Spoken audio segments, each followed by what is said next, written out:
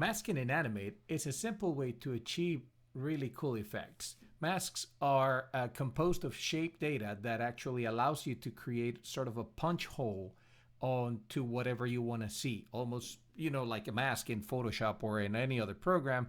It allows you to hide certain areas of artwork while showcasing others inside the mask. So to do this, I'm going to be in this instance, I'm going to create kind of like a loading animation with the word loading, and I want to have a glow going across the word on top of my application. So to do so, what I want to do is the first thing I want to define is the actual glow that I'll be working with. So to do that, I want to create a new layer. I'm going to call that layer glow. That's where my glow is going to go. And I'm going to create the glow by creating with the rectangle tool. I am going to define the actual fill for this as a gradient with no outline. So I'll go to the tool properties, and I will change the fill to one of the gradients here at the bottom. I'm going to use a linear gradient going from white to black. And I want to make sure that it is 100%. And I want to make sure that my stroke is at no stroke, so that it is actually with no color, no fill on that stroke, no color. So I also want to define this fill to be a little bit more of an actual glow. So the white area should be in the center. So if I want to modify that right now, what I can do is go to the color tool, to the color palette tool, and down here is where I will see the actual options for my gradient. But I need to actually have the gradient created. So let me go ahead and create a rectangle over here on my glow layer, and you'll notice that it gets filled with that gradient going from white to black. Now I'm going to select that fill. Notice that it is a shape, and I will go to the color palette over here to the actual tool, and down here is where I see I have access to my gradient. Now what I want to do is I want to move this white swatch to the center by clicking and dragging on it. And then if I click underneath the gradient portion of this interface down here somewhere, I can create extra tabs, extra swatches. So I want to make that swatch all the way to the left, and I want to make the visibility on that 0% on the alpha. So I want to change that alpha information to 0. Same thing on the right hand side, but in this case, this one is black, so I want to change it to white. So I want to make sure that I change my value to white on that side and change its value to alpha. The reason for that is because if I keep it as black, this gradient will go from completely white in the center at 100% to black. So instead of seeing a clean fade on the white glow, I will be seeing this transitioning to black and then disappearing. But in that transition, I will see some grays. So it won't look like an actual glow. It will look like a gradient. So I want to just have that white solid, everything, all the swatches are white except the ones on the left and on the right at a 0% alpha. So that is the definition of my glow. What does that look like? Well, let's go ahead and deselect the actual fill, and you'll see what that looks like. That is the actual glow. So I'm going to utilize that as the fill for this animation. Then the actual mask is going to reside on a layer right above that particular layer. So if I want to go ahead and say, okay, I want to create a new layer, and I want to call that one mask. And that's where my mask will reside.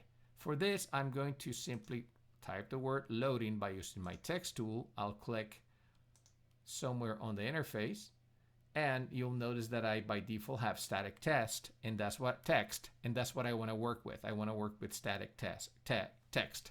So you have three options for text. You have static, you have dynamic, and you have input.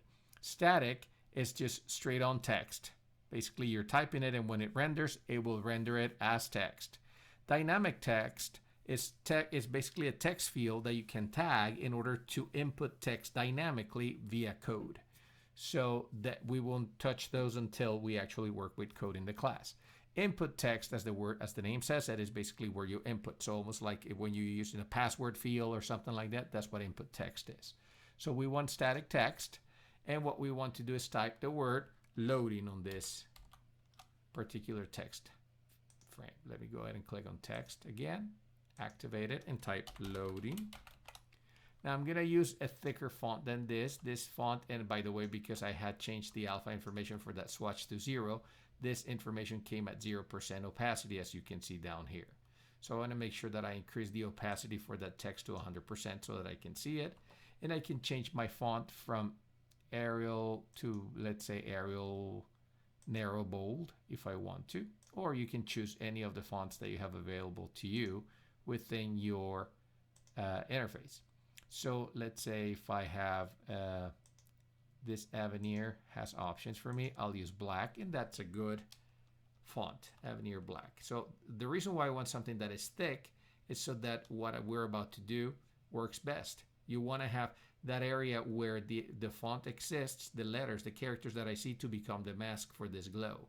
And the process is fairly simple. All I need to do is go to the layer that I have created as a mask, right click it, and say I want this to be a mask. So when that happens, both layers get locked, as you can see, and the glow disappears because it's not inside that actual mask, in that mask area. So if I want to see it, let me unlock the glow, and you'll notice that both of them become visible. Then I'll place the glow wherever I needed to see it, and then I'll lock the layer again, and you can see that I see through the text onto the actual glow. You will also notice that the glow became a child of that mask. It became an indented layer, which means that anything that I stack up underneath that mask will be masked out by the mask. So it's very helpful when to work with this. Now, if we want to create animation for this glow, all we need to do is unlock it, place the glow wherever we want to start the animation. Let's say I want to start here.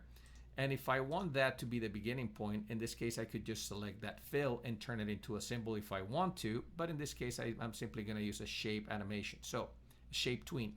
So I am going to go to the final frame on that layer, press F6 to create, with just that one frame selected, just the last frame. Notice that I had everything selected, so everything got full of keyframes. I only want one keyframe at the end. So I'll select that last frame, press F6 to create a keyframe, and then I'll move that glow across the way. So that is going to be my animation. Then I'll simply activate shape tween between those two, and you'll notice that the glow moves across the word. So with that done, I'll go ahead and lock it again, and if I play this back by looping, I see that my animation goes across the screen. Also, if I render this, let me go ahead and stop that, and if I render it, Control Enter, because this is an FLA file, it will create a Swift animation indicating that my animation will take place, and it loops.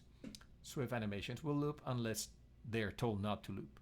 And that is how you create a mask. This is extremely helpful for, when you're creating prototypes, like in this case. Say, for example, you wanted to have a button that shows up from the side in an animation, then you would create a mask that covers your viewing area, and then only those items inside that viewing area, that rectangle will become your mask, and whatever comes in will be behind or cut out or basically framed by that mask.